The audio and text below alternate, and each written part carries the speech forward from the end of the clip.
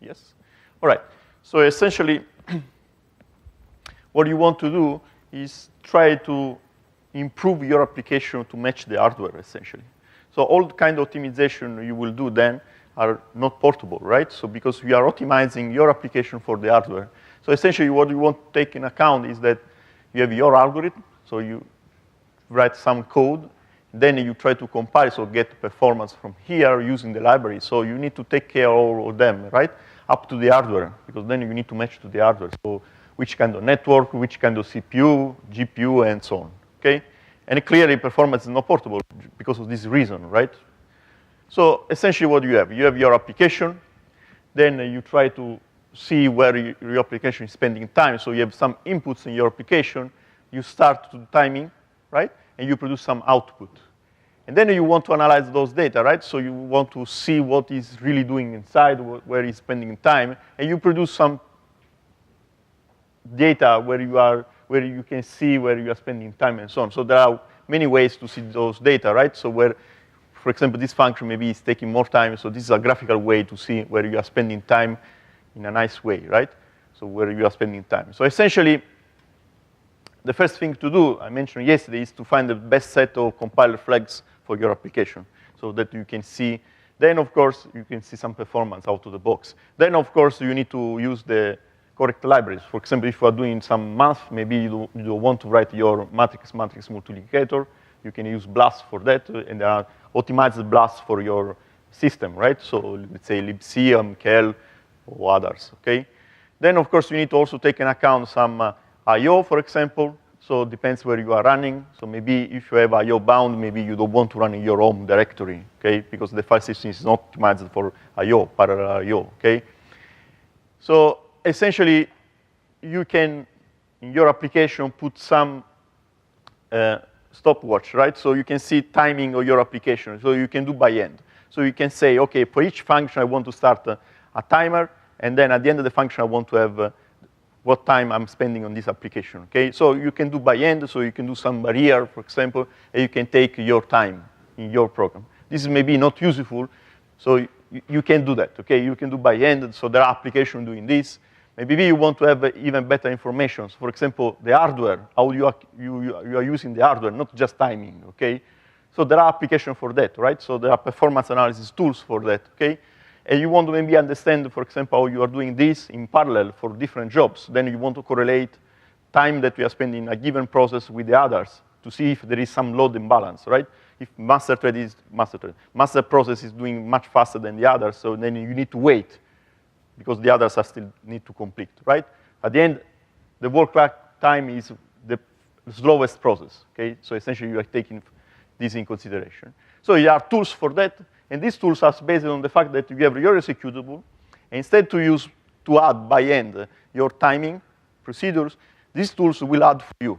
So they will instrument the code adding timers, basically, okay? Other functions, that then you will be useful. So then you just need to rerun your program. And when you rerun your program, they will dump some informations. And then you can use other tools, or you can use the same tool to show these informations. Say timing and all the other rest. So essentially, there are tools that are text-based analysis. Sometimes maybe you want to do, for example, in batch, so you don't want to have the GUI, you want to run just in text report, or there are visualization tools for that, okay? Okay, so there are two techniques. First technique is called tracing. In tracing case, you are just, there is basically a description of what's going on. In tracing event, you are saying, okay, I'm interested to see how many times I'm calling this function, okay? So when I'm calling this function, during the execution of your program. So you are making tracing, so you have all the information from your application, essentially. In sampling case, you are taking, okay, I have some time, so every 10 seconds, well, 10 milliseconds maybe, or even less, I want to see what is doing the program. So the application, the profile application, will look at the program counter and see what is calling there, how many times it's calling there. So usually, it will do averages. So you don't have a trace of your program, I just have average. So in average, I call this function 10 times, and it was taking, let's say, 200 seconds, okay? So this is a large difference between tracing and sampling. The point is, usually, there are good things for tracing, bad things for tracing, and so on, advantages and disadvantages for both situations.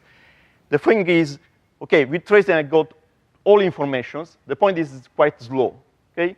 So maybe I can get some good information even with the sampling, okay? So maybe, okay, I can just see, okay, this function is taking the majority of time, 99%. So maybe I need to optimize this function, okay? So from moving to sampling to tracing, there are other ways, and CrayPAT is giving you this possibility, which is called APA, Automatic Profile Analysis, which is something in the middle, okay? It's, I will show you later, it's a way to move from sampling to tracing and to trace only what is very interesting for you, not everything, okay? Otherwise it will take forever. So these are advantages, as I mentioned. So in case of sampling, you have lower overhead, so you can expect that you can rerun your program with the instrument binary, and you will run with more or less the same time, okay? Usually, if you run those tools, you can expect some overhead. So the tool will run slower just because now you're running also the tracing part or the sampling part, okay? So in this case, you will produce less data. You will run more or less at the speed of your program without any instruments. And usually, the only disadvantages are, of course, you are dumping less information. So maybe you are just interested to give an amount of time, okay, I spend in a given function. In case of tracing, of course, you get the best, okay? So you have all informations, but then, of course, the overhead is that you produce a lot of data.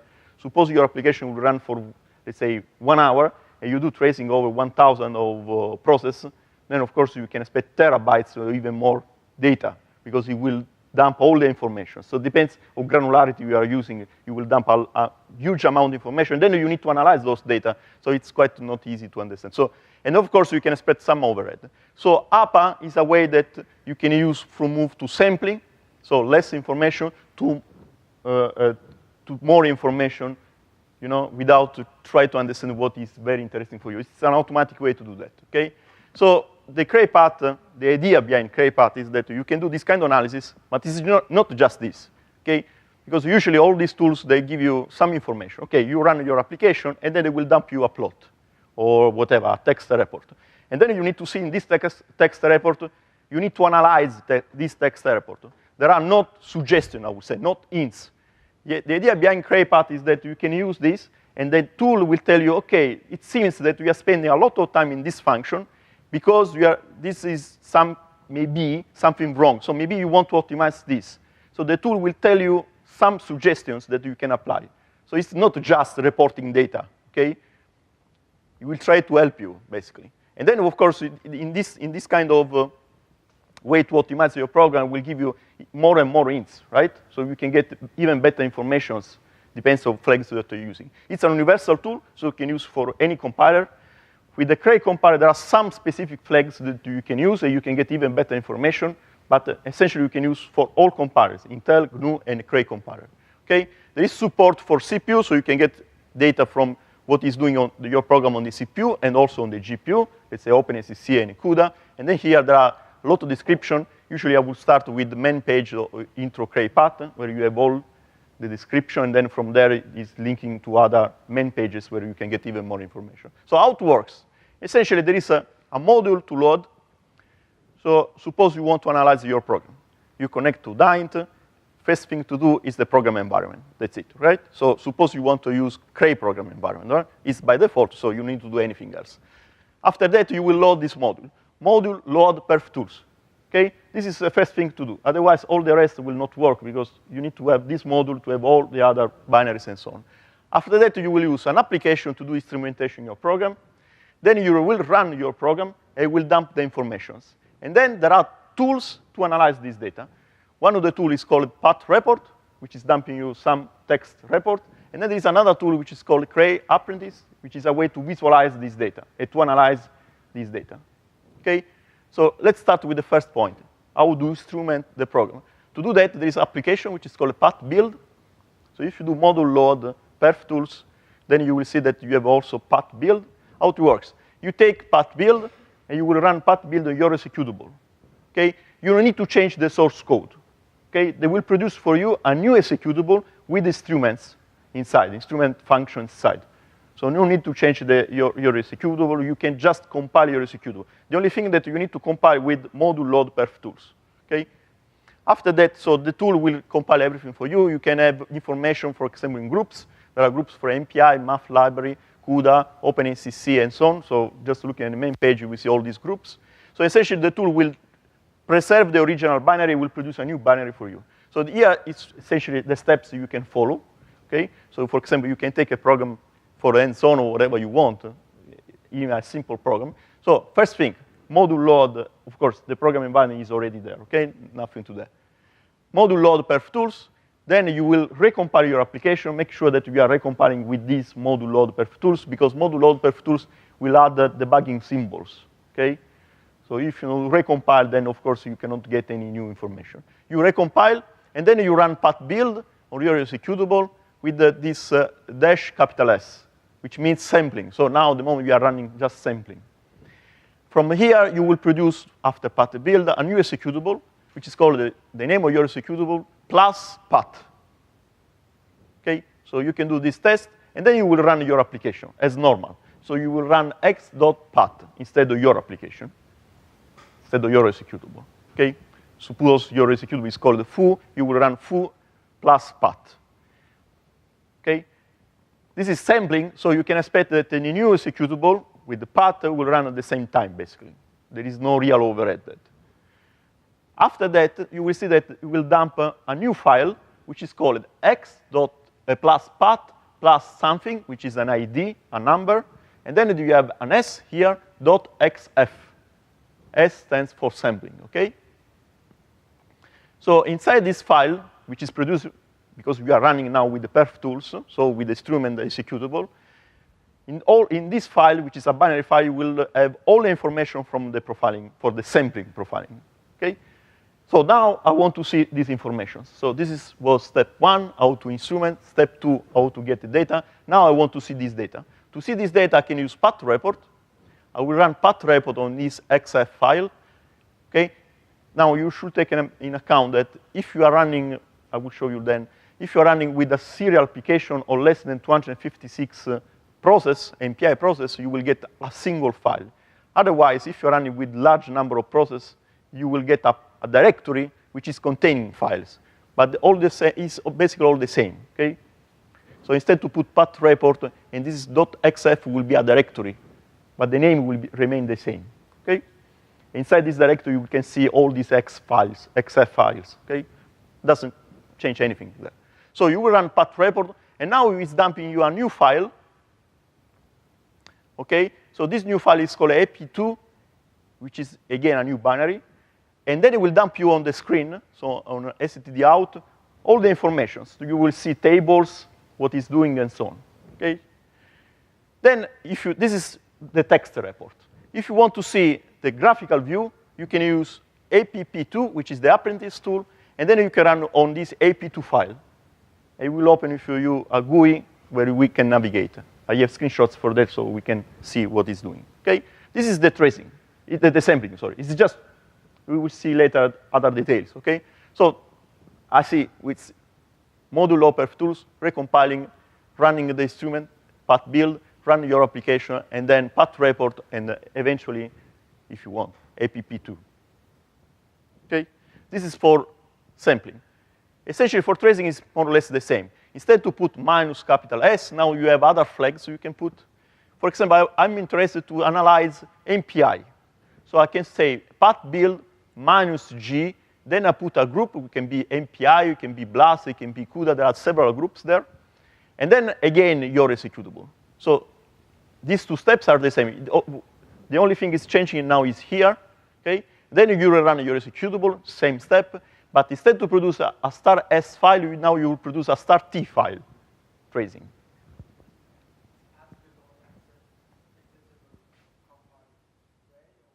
Any compiler. Any compiler, Intel, whatever. Sure, sure. As far as they are, yes. Of course, with the shared libraries, this tool is just instrumenting your executable. So everything is there. Because it's based, it's written here, is based on the fact that the object files, so when you are compiling your application, so of course you will not profile the library. You will say that these are unknown symbols. Yeah, but for example, well, for our framework works like that we compile, well, library that do the real work and then use Python Yes. framework to run functions in the libraries. Of course, we will be interested in profiling Sure. the So libraries, not the Python script, because we know the Python script is just calling a library function which will then do the real work. okay, so you want to do tracing or sampling or whatever, or given functions or given libraries. There is a way to do that. I will show you in a moment. So not the entire executable. This is clear, okay? Yeah, so there are ways to string to given functions. So with the instrument, sorry, back to here. So here, this is the option, by the way, is -t. You can set which function you are interested on, okay? So if you look again at the main page, you can see there is -t, and then you can put the name of your function or the name of your library, for example. So this will give you the possibility to trace only those functions, okay? You can do it the other way around. You can put an exclamation point. It will say that don't do tracing of this function. The reason for doing that is because tracing is taking a lot of time, because now maybe you are not interested really to do tracing of all your functions if you are a large executable. Otherwise, it will run forever, very slow, okay? And of course, you will dump a lot of information. So maybe you want to shrink this kind of information. So these are the options you need to apply. And by these options, the tool will generate tracing, okay? So you can expect more information. Again, you will produce this file, and then all the rest will be the same. So you will run pat report on this file. You will produce, again, a new file, ip2, and then you can run apprentice. The kind of information from pat report apprentice, of course, are different now, because you can get more information. So again, tracing is taking a lot of time. It's give you all information. Sampling is something faster, easy to use, maybe.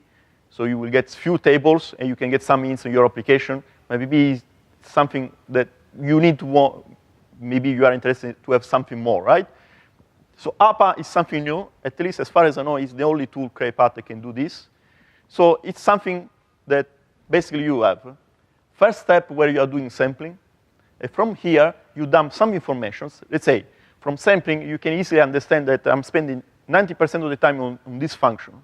For sure, if I'm spending 90% on this function, then it's useful to do tracing on this function. So you have 1 million functions, okay? But 1 million functions are taking less than 0.00%, except one is taking 90%. So maybe I don't want to do tracing all the 1 million functions, because are taking small amount of time. So there is no real need to do optimization on those functions, okay? So, okay, I can do by myself. Okay, I can see, okay, wow, I do sampling, I see what is this function, then I do tracing, I put -t, the name of this function. But suppose I have a lot of these functions which are interesting, okay? Maybe I don't want to -t all those functions. So APA can do for you, essentially. So it's a way, I will show you a file like this. It's a way to say to the system during tracing what is really important, okay? So the tool will figure out for you, basically. So in the initial step, the only difference now you are saying pat build without any options. If you want, you can put -O APA. This is what is described in man page, but this is the default. So you run pat build the executable, no options, and we'll produce again a new sampling file, because the first step is a sampling file. You will produce, but now when you are running your application, you will produce two files. You produce this file here, and then you run pat report, and you will produce ap2 and APA. So APA is a new file, it's a text file, and there are options that you can provide now again to pat build to do the tracing. Okay, so you can do this test. You will run without options, run your application. You need to recompile your application, clearly. You need to then run pat build. Then you will run this pat report on this file. It will produce these two files. And now you run tracing. In the tracing, you say, OK, I want to use the information from the APA file. So I'm saying pat build -O, and then the APA file. Okay, so tracing now is different, okay? Previously was, okay, put one of these options and you're executable. Now I'm saying, no, I want to use the APA information. This file here, we say, okay, I can take the executable, put the tracing information there. I will produce a new executable, and the new executable will call it xset.plus_APA. So now you can run this new executable, and we'll get the information with tracing from APA, okay? what is interesting for you, okay? So we will do this kind of test. And then, of course, again, now it's with the file start T, which means tracing, since we are in tracing, you can visualize those informations and so on, okay? So this is just to give an idea. It's a summary of the files that we are considering. Fortunately, there are many, but you know, they are easy because there are several steps. So from pat build, you produce this file here. Then if you run sampling, you will produce this file here with sampling. If you're running tracing, you will produce this file here with the tracing, okay? After pat report, on those files, we'll produce a file which is called ap2, which is basically, it's a single file, which is just a way to summarize the information from the XF files, okay? So at some point, you can delete those files if you have this file here. And this is pat report independent, so you can use in different versions, in different systems, and so on. If you are running APA, when you are running pat report on this file here, you will produce also an APA file. And then running this option here, minus all, and then the APA file, will produce a new executable, which is called the APA. I know that can be complicated. Indeed, there is another tool, which is called perftools Lite, that's just reducing the number of steps. But then, of course, you will lose some control, we'll say, okay? So it's better to describe all the steps. So now, for example, when we run pat report, we'll dump you a table like this, a file like this, okay? So we are running pat report, again, pat report on this file, these XF files, okay? So you will get all the information on your system. So, okay, CrayPAT version, how many processes, okay, where is your executable, where it is dumping your executable, and so on. But what is really important, of course, there are several tables. So this is just a table one. This is coming from sampling. And you will see, okay, I'm doing this kind of operations here.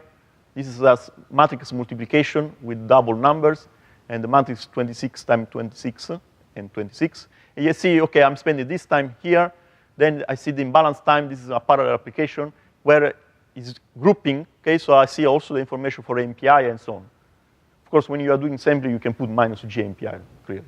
So you will get also this kind of information. And there are several tables, depending which kind of analysis you are doing, okay? Which kind of function you are interested on, and so on, okay? Clearly, in tracing, you will get even more information. For example, you can get MPI communications, because it's really doing tracing, okay? So, well, in this case, I see that, let's say, most of the time, the user function are those functions here. I'm spending 20% of the time. The rest is spending this. What is called here, etc., means that these are libraries which are not built with the perftools, okay? So he knows only the name, but he doesn't know anything about the function inside, okay? Just because I compile it without. User function means they are the application, in my application, that I compile it with the perftools. So I can get also the informations here, okay? And then, of course, there are groups, MPI, OpenSCC, CUDA, you can have different of that, okay? Now, so if you do this test with and so on, you will see those tables. So now you can take my Imeno code, and you can go in a README file, and there are all the steps that you can use to run pat build, pat report, and you will see all those files. Otherwise, you can run your application if you like, okay? So the idea behind here is that we have all this information in a table. Of course, maybe it's not convenient. Most of the tools now are running GUI. So I want to analyze my data using GUI. So there is this fantastic tool, Apprentice2.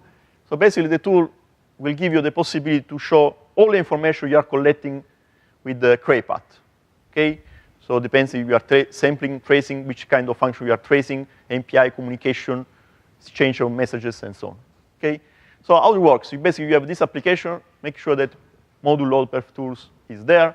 So then you can run app2 on the ap2 file. I will show you this screen here. So essentially, you have a menu. Help is very useful because it can give you hints how to use the tool. So I will start with here. Basically, you can have different experiments. So you can open your application with different ap2 file. For example, I did some optimization so I can make a comparison. I can have different tabs here. Then I have a toolbar menu. This toolbar menu depends which kind of data you have. So if you are doing tracing, maybe you will see more of that, these buttons here. If you are doing sampling, you will see a subset, okay? So this is a call graph, for example. These are text reports. This is something like a pie chart that you can use to understand where you are spending time and so on, okay? So experiment, toolbar, depends on what you are doing. And then, of course, you can click here, and you will open different tabs. So this is the overview. The overview is telling you, OK, this is where you are spending time. Then if you click or move them, I guess it's move the mouse here on top here, this eye, you will get even a pop-up menu where it's showing, no, sorry, pop-up message, pop-up window where it's showing you some other information. So this is just an overview. For example, this application, there is not a really good balancing. Okay? So I can click around these things, and I can get other information. For example, clicking here or clicking here in the pie chart, I can get these other informations. Right? So I have my functions. This is sorted by calls, how many times I'm calling this function, or sorting by time. Then I can click here. I will move the same kind of, maybe I'm not interested in pie chart. I want to have toolbars. So I'm seeing these toolbars. And this is something that's related to average time per function. Okay? Since I'm running in parallel, I have 1,000 of these. So I'm calling this function 1,000 process. The tool is showing me the maximum, the average, and also there is a minimum which is not showing here. Then I can click on a given function, a given toolbar, and I can see the breakdown for each program, for each process element, okay, for each MPI rank. Clearly, if you have threads, you can also see the information for threading, okay? In this case, I can easily see that this function here, MPI test any, there is not a really good balancing because maximum, this is the minimum, and this is the average. And I can see that depending on which process I'm running, there is a difference between maximum and minimum. So the function is taking a different amount of time, okay? So the best thing is to try this tool, and then you can navigate around, maybe trying your application, and you will see this kind of information. Okay? This is just from, again, from here, clicking here. Otherwise, you can click here, you will get the same path to report tables, so maybe it's not really useful if you have already the path to report tables.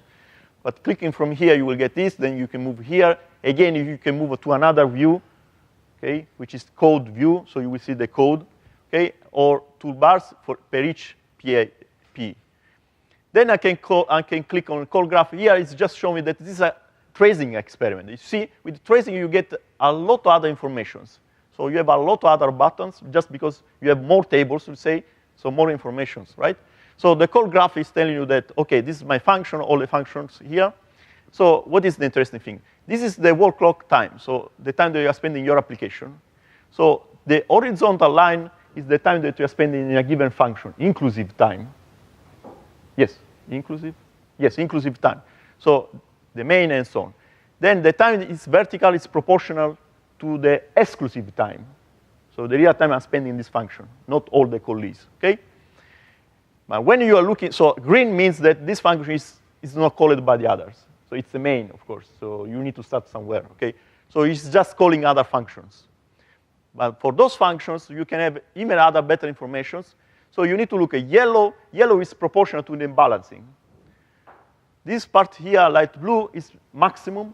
And this purple here is the mean, is the average. Sorry, is the average. So again, you are running parallel, okay? So you have different ranks, different MPI process. And this function is taking a different amount of time in each MPI process. Okay, so you can have some load imbalancing.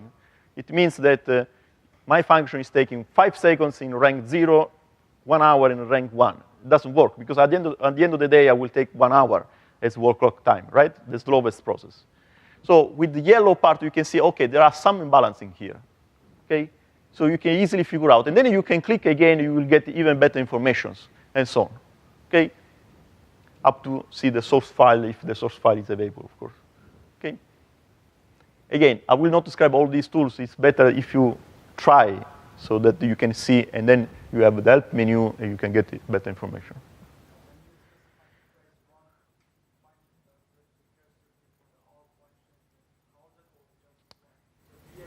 Good question. I don't know the answer. And I don't know really the answer. Tracing a single function does give you a call graph for all the informations. I think call graph, it will also include, because this tool we do also in lining, so which means that, yes, so in principle should work with this. So, yeah, I will maybe not show you what is will not show you maybe the main. If you're interested, for example, in this function here, we'll just show you what is behind this function. We need to try. This is something I really don't know. Usually I do profiling all the entire application, then I use APA. And with the APA, it's showing me everything. So I would assume that it's able to show everything. Except that, of course, then with the tracing, we get more information just for those functions. This can be done also for sampling, okay?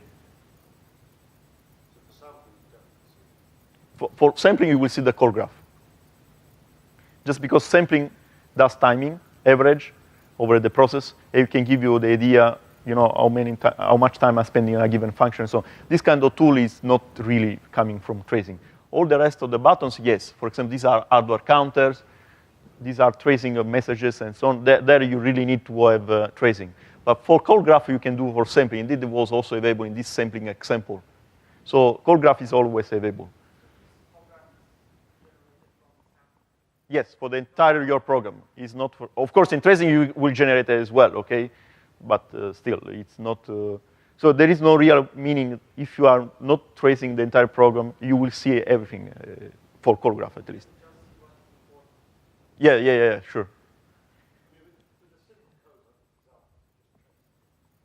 Yes.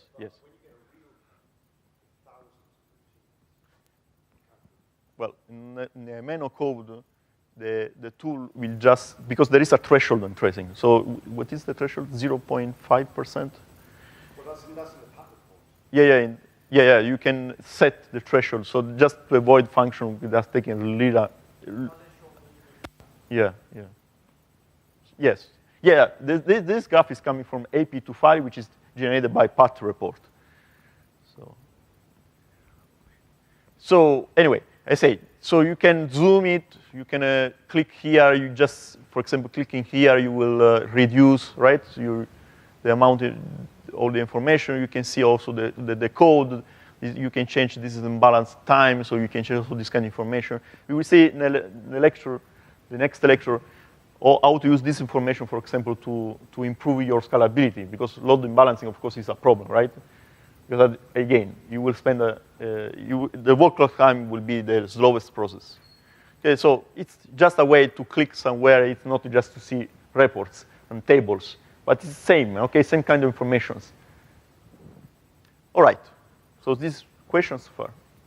I mean, the best is to try the two. Okay, was just an overview.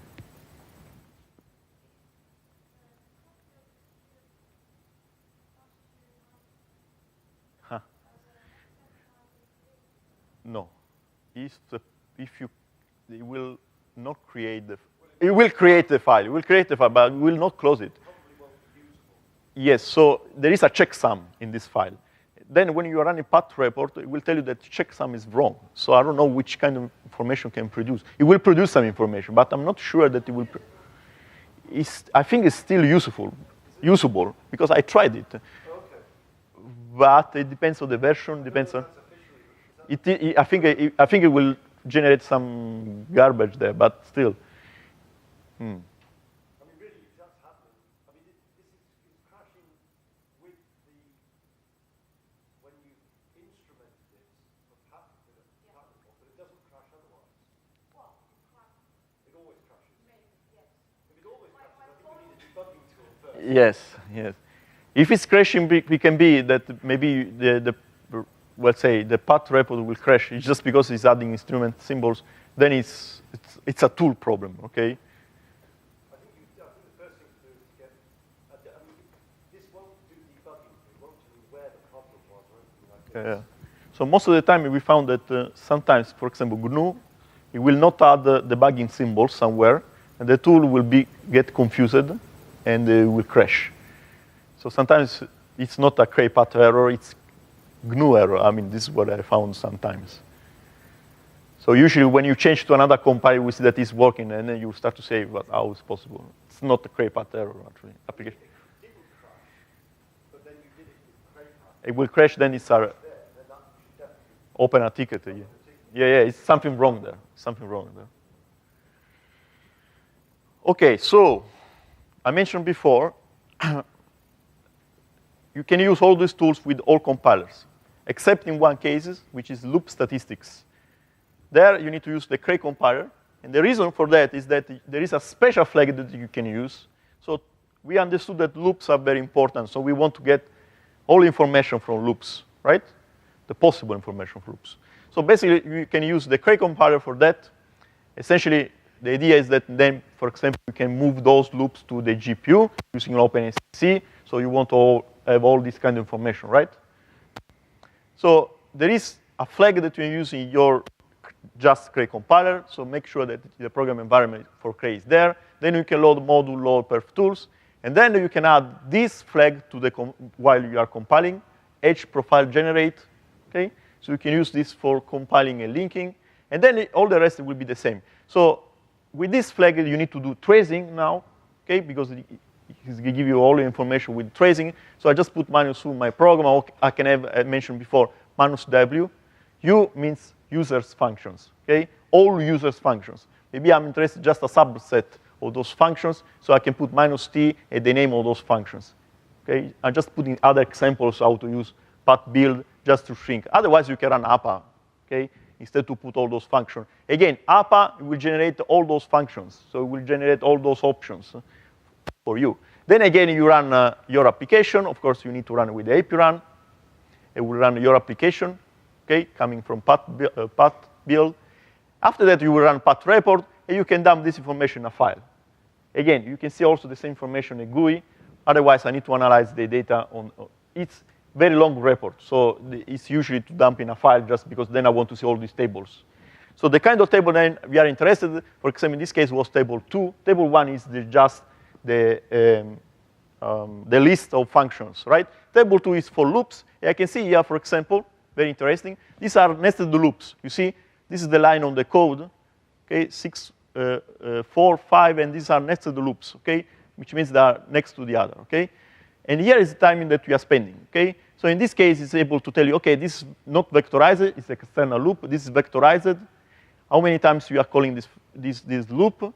The average number of counts that you are doing inside the loop, okay? Clearly, if you do this time this, you will get this, okay? These are average because we are doing still in a parallel, and timing that we are spending.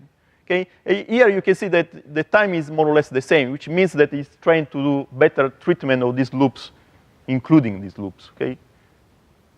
Clear at this point? So if you try maybe in your application, you will not see the same kind. You will see the same report. Maybe timing is not good as it is. So you need to improve your loops, which means that the external loop is doing something, and the internal loop is doing something else. In this case, the external and internal are doing the same thing, so timing is more or less the same. Okay? So, you might profile your application just normally, and it would say 80% of the time in this routine. And you open that routine and you look at the code, and there's hundreds of loop nests, just one after another in that routine. So then you don't know, is there one loop nest or two loop nests that take all the time? Or, then you should optimize those two loop nests. Or is the time kind of spread evenly between all the loop nests? yes. And then maybe you need to start combining the loop nests together because there's cache problems. So being able to go, instead of just profiling the whole routine, profiling each loop nest like this. Doing tracing for just that function will give you this kind of information. Yeah, it's a really good way to kind of work out how to attack a very long source file. All right. Now, the next topic is hardware counters. So this is something we say high levels. Most of the people maybe they will not use those hardware counters, but they are the lowest level to understand what is really doing the CPU. Okay, so you have your code. We mentioned yesterday cache misses, access to cache, access to memory, all these kind of things, right? So these are hardware-related stuff. Okay, so you are doing something on the CPU. Okay, so to understand, this is something brand new. To understand how many operations I'm doing on it. PowerPoint doesn't like hardware counters.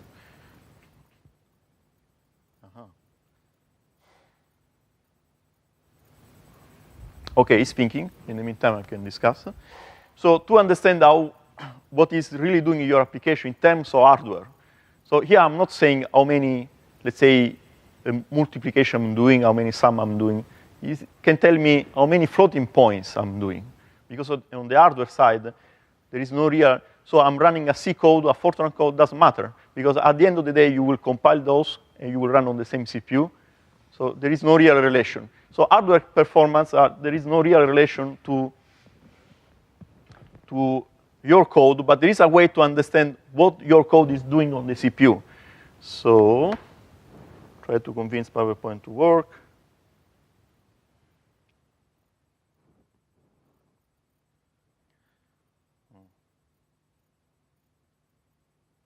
Small break.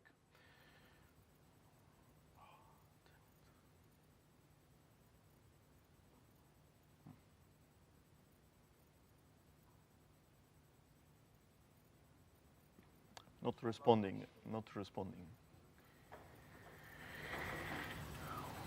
I can kill the application and open again. This is something I can do. Has it changed recently? Sometimes can. I don't think it because. Okay. Wait a second. Maybe you can give him some. Yes. It's restoring things. Good. Okay. So again. So essentially, this was with Pentium. They introduced some registers inside the CPU, Intel, of course. The idea was that you can use those registers to count how many operations you are doing from the hardware level. So you remember the complexity I showed yesterday, the pipeline inside the CPU.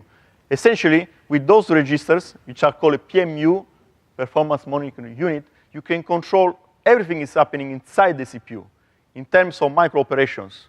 It's really complex stuff there, okay? If you're interested, I know some of them. So the idea is that inside the CPU, while you are executing your program, there are registers which are collecting what is doing the CPU, okay? Now, if instead you're running your program, is the operating system to run, doesn't matter, okay? Because this is hardware level. Okay, essentially, what you are counting from the hardware level is everything is happening on the CPU. Even if it's running other application, two application, LS, whatever, okay? So hardware counter are related to what the CPU is doing, okay? So essentially you have a given number of these registers, independent where 2, now they are increasing. So now you have 4 registers that you can change, 3 are fixed. For example, one of those registers is to count how many cycles is spending the CPU, okay? Clock cycles. So you cannot change, okay? You need still to use clock cycle. But there are registers you can change. Since these are called events, for example, at some point I have a division by 0 in my program. These are events. Division by 0 is an event. It will through an exception, and I can count how many division by 0 I have, okay?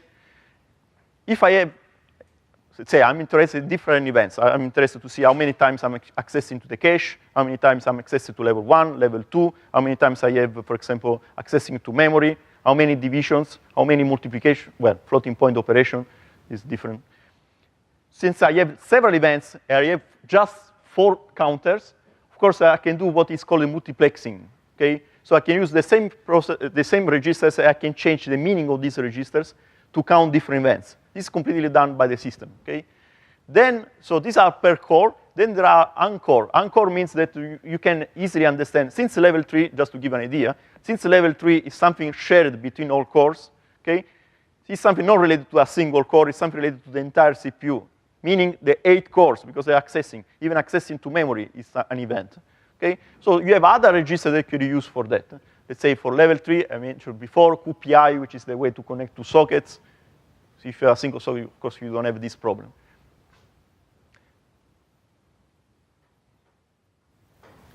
Now it's changing here, it's not changing there.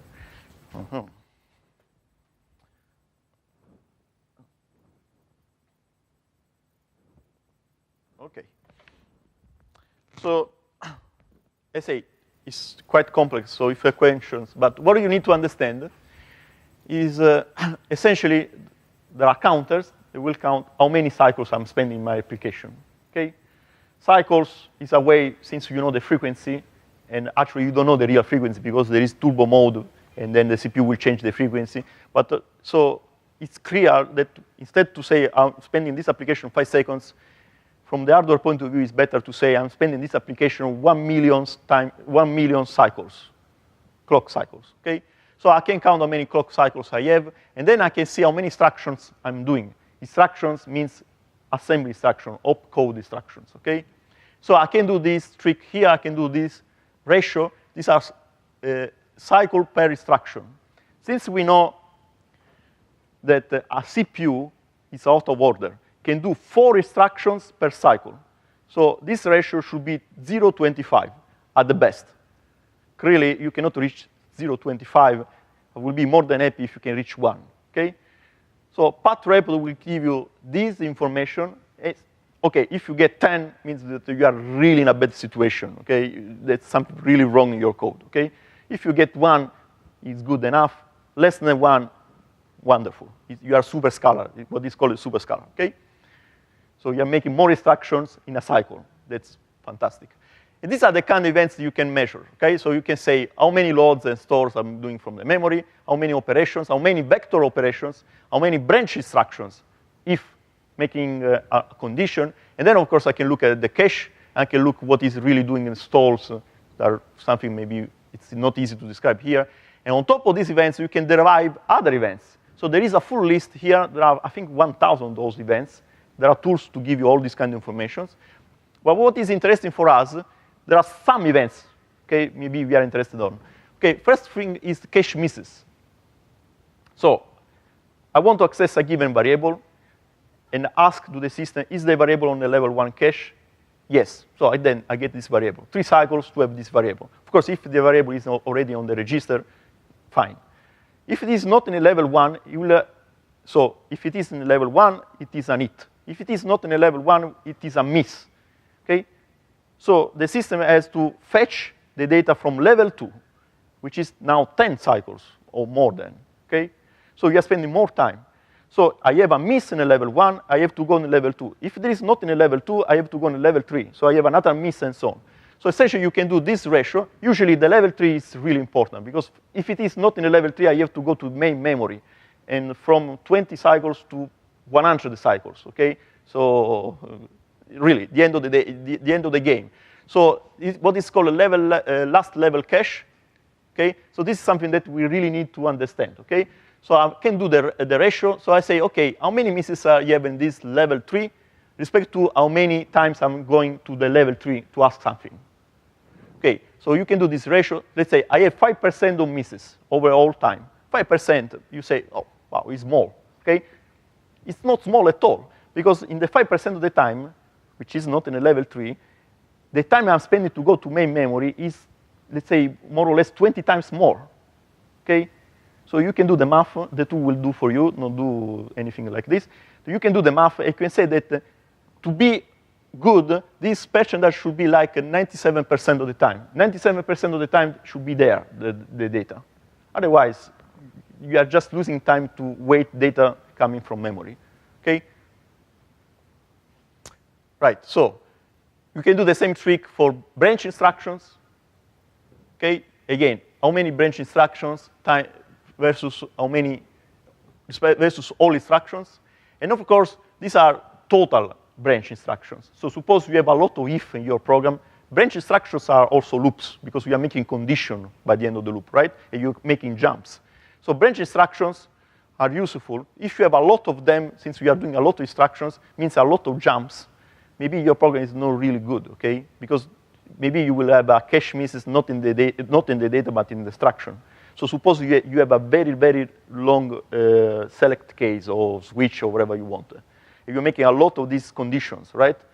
And maybe you need to jump out. So the program is so large that you cannot say in level 1 instruction cache. So you need to do jumps, and you need to fetch instructions now, okay? This is called instruction serving. If you have misprediction of a branch, let's say, you mentioned yesterday, the CPU is smart enough to do what is called branch prediction, which means that before doing the condition, it will do the operation. So suppose we have if a greater than 0, do something, okay? Instead to do a greater than 0, the system will figure out for sure a is greater than 0, okay? We're just guessing, okay? It will do the operation. Then it will check the a greater than 0. If the condition is wrong, you made an operation which is not useful, then you need to do the other branch. This is just to guess, okay? It's just guessing. Why we do that? Because we do prefetch of instructions.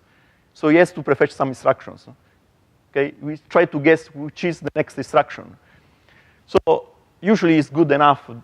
So now Intel is really good to do branch prediction. But if you see this parameter below 80%, it's really terrible. You need to change your code. Usually it's 99%, most of the applications. Usually you change the order or or change the condition or try to improve your conditions. So what you can do is see where you are spending those time. So where are these conditions which are not good, and try to change the code. No other way. But this is something really not this was all time, like still for power is still useful, okay? So I mean, the Cray compiler has a directive where you can say 80% of this time the sim statement will be true. Yes, sure. Because it will teach the system. So, sorry, I didn't describe. So why we are doing the operation before the condition? Because it is out of order. You have different ports. So we can do the operation in a given port, and we can do the condition in another port. And we can do simultaneously. So the CPU is scheduling your operations just to minimize the time. Okay? So you can do this in parallel. It doesn't make any sense. You say, oh, it doesn't make any sense to do the operation before the condition. From the CPU point of view, yes, because if the condition was correct, you are twice faster because you are doing in parallel. Okay? So this is just to give an idea how it works. So it's really complex, okay? All right. Last thing is how to measure floating point operations. There are several floating point operations, depending which register you are using. So there is the traditional x87, I don't think people are using, but if you look in the assembly, you can see some of those instructions. I don't understand why, maybe for logical something like this. So it was the 8-bit registers from legacy Intel. Then you have SSA, what is called a packet and scala, so vectorized, not vectorized, single precision. Otherwise, you have double precision. Then you have AVX single, again, AVX double precision. You need to have sum all of them, and then you can, again, make total flops over the time. So these are flops, right? How many floating point operations per time? Just making the sum all of them, okay? So CrayPAT, you need to bother all these events. CrayPAT can give you a possibility, I mentioned before, right? It's a useful tool to understand what it's doing instead to get messed with, all these events. So essentially, you can collect events from CPU, from GPU. There are also events from GPU. Again, I don't think they have cache misses, but they have some of those events. I'm not so expert. You can collect also events from the network. It was yesterday a discussion, okay, the network is slow. Why? Maybe I'm interested to see if the package was sent or not sent, and so on. There are events for that. You can analyze them. So you can really see what is doing the network, not for your application. The network in general, again, okay? When you are doing these hardware counters, it's not related to your application. Of course, if you are running there, of course, most of the time it's your application. But usually you will check whatever is doing there in a given amount of time, okay? But you can only get what the hardware provides. Yes. The GPU does not have a floppy. Let me tell you this example. It's very nice. We tried these hardware counters on Amazon system. You need to install a driver. And then we realized that they were running on a virtual machine. So we were analyzing events from the virtual machine, not from our application. And we gave up, of course. There is no other way to understand this, okay? These are the kind of things that hardware people are very interested in, because they take your program. Instead to change your program, they say, this program is working well. When I move to another, let's say, Aswell, it seems that some hardware counters are different, because maybe there is not enough cache, because maybe we changed the branch prediction, and so on. So they keep your code. They don't want to change your code. They use your code to benchmark the hardware, to change the hardware in the simulation. You know that Intel now is working in 5 years' time, right? They are thinking the next generation in 5 years. So they are interested in this kind of stuff. I discussed with some of these people, they are really crazy, okay? So a guy told me, we are start from assembly, and this is, for us, is high level, okay? And then I say, okay, fine, end of the game. So the guy is called David Leventhal, now he's working in Google. He was working in Intel, and now he's working in Google. And he's doing a tool, in Google for doing that, because Google are very interested in this kind of stuff, because they want to be low power, they want to be really efficient and so on. So they really want to understand what it's really doing. But they don't care about your application. They just want to see what it's really doing on the CPU. So people are running whatever, Google search or emails and so on, and they just check in the meantime what the CPU is doing. Fine. So there's no relation to the, and then you need to make the relation, it's quite complex there. Anyway, this is something they do. The tool is called GOODA, G-O-O-D-A. It's Google Optimizer, Display Analyzer, whatever is there.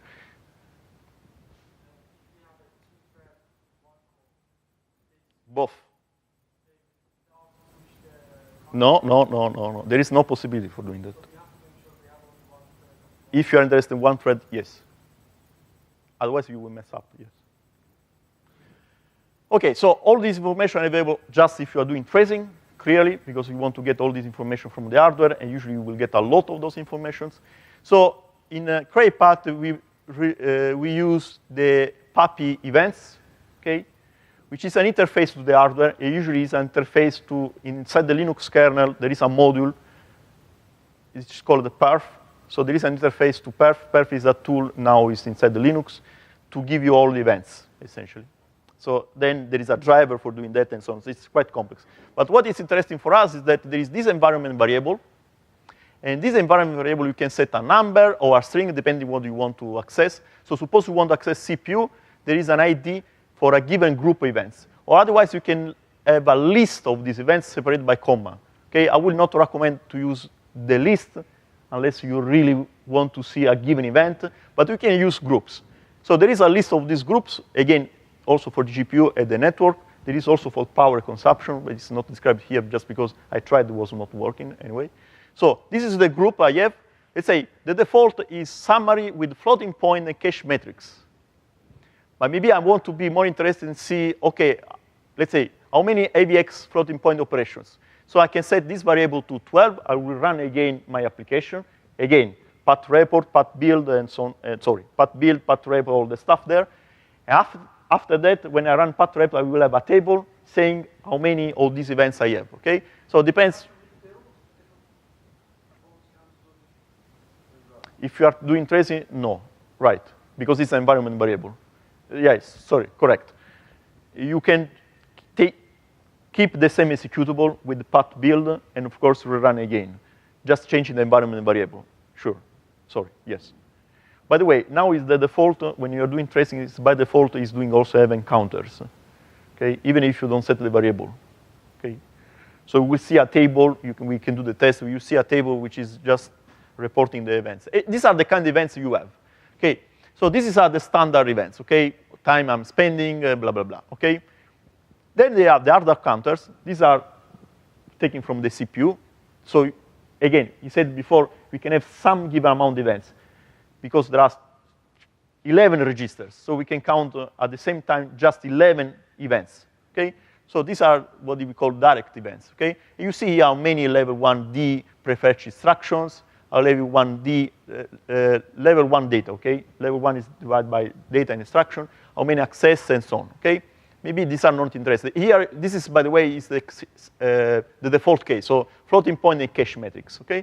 And then I see, for example, how many sim instruction, double, this is AVX, this is a vector, so we see all this report here. This is what is coming from the registers. And maybe I'm more interested to see what CrayPAT is telling me about what is derived metrics, okay? So what I can see here, let's see here, for example.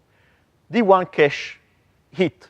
So how many times I'm going to the cache, data level 1, the data is there, okay? So I do this kind of stuff, and I see that 94% of the time the data are there. Clearly, 6% of the time are not there. So I need to go to level 2, right? It's quite high, okay? So can we say it's good or not? We will see in the next slide, because it's not trivial to understand this. Then you can do also this in terms of reference permissions. I will explain later in the next slide. And then you can do also for level 2. You see here, level 2 access to the cache is just 18% of the time. Okay, 18% of the time I need to go from level 2 to level 3. From level 2, 20, sorry, it's 12 to 20. I don't remember now how many clock cycles I need to access. So this number looks like very, very low, okay? If you compare to level 1 still. So I think I need to improve this. So from here, I just say, oh, wow, it seems that doesn't work very well, and at least for level 2. So maybe I need to do cache blocking to optimize for level 2 cache, not for level 1. And then I can see also the reference misses for level 1 and level 2 data together. The best thing is to do some math. Here is the math. So what I know is that memory is by default in pages of 4 kilobytes. We mentioned yesterday, right? Huge tables and so on. By default, you can have 4 kilobytes. What does it mean? That I can fit 512 times 8 bytes if I'm using double precision, right? So essentially, I can expect in a cache line, okay? I can expect 512 reference per misses, okay? In a page. So this is to this number here, TLB utilization. So everything less than this number means that more or less I'm accessing data which are not in the 4 kilobyte most of the time. Yes?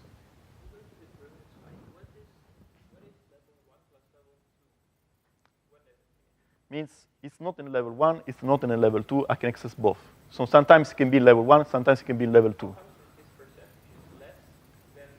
Because this is less.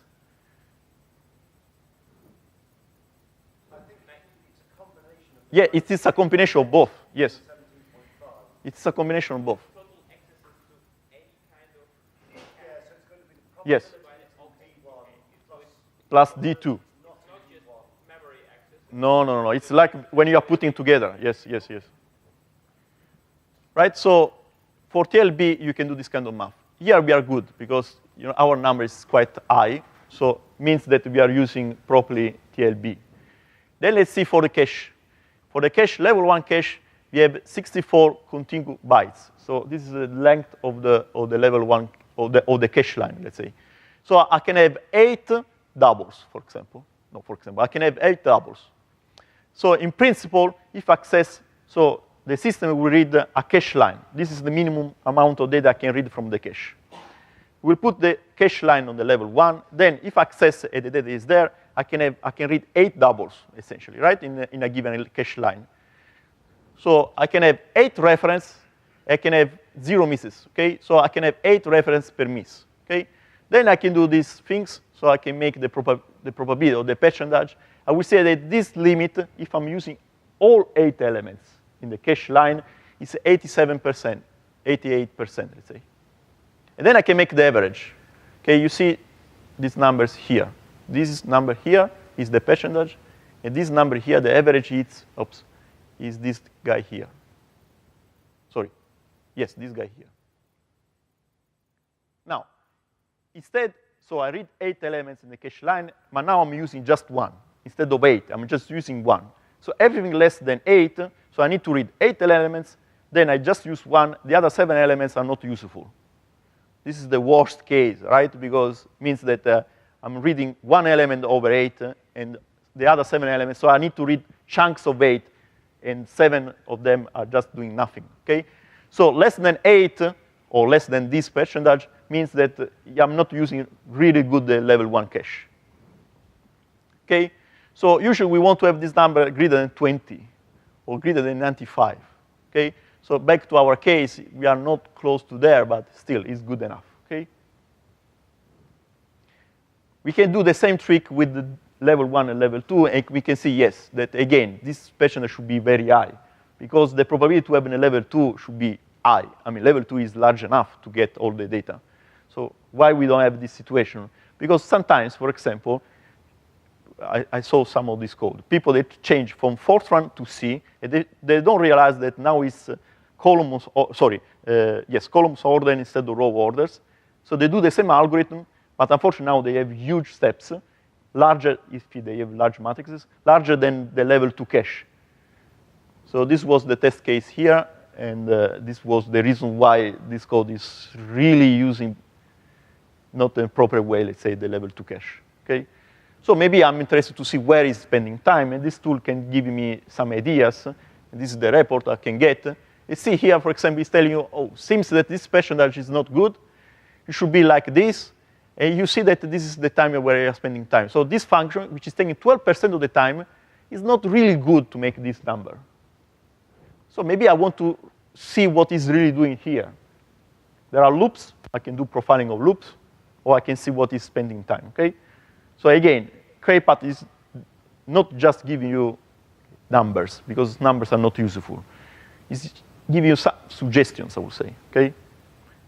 The corresponding tell tool, vtune, is give you numbers, just numbers, actually. So then you really to understand. For example, in this loop, you are doing well, okay? It's close to 97%. This is just a threshold, by the way, okay? So you can really see what it's doing. And you can do also for TLB, you can do for all the others. So at the end, Path Report can give you some hints, and then you can use this stuff to improve your code, to see what is spending time and so on. Okay. So essentially, what I like, I took this slide from Alistair. Are you the author? What I like, okay, what I like to is Profile will not optimize for you, and then profile your code yourself. Don't believe what anyone tells you. They are wrong, essentially. So do the optimization, do the profiling, see what is doing the program. Don't use like a black box. Yes, a black box. This is something that you want to keep in mind. Okay, this is the end of the presentation. Questions?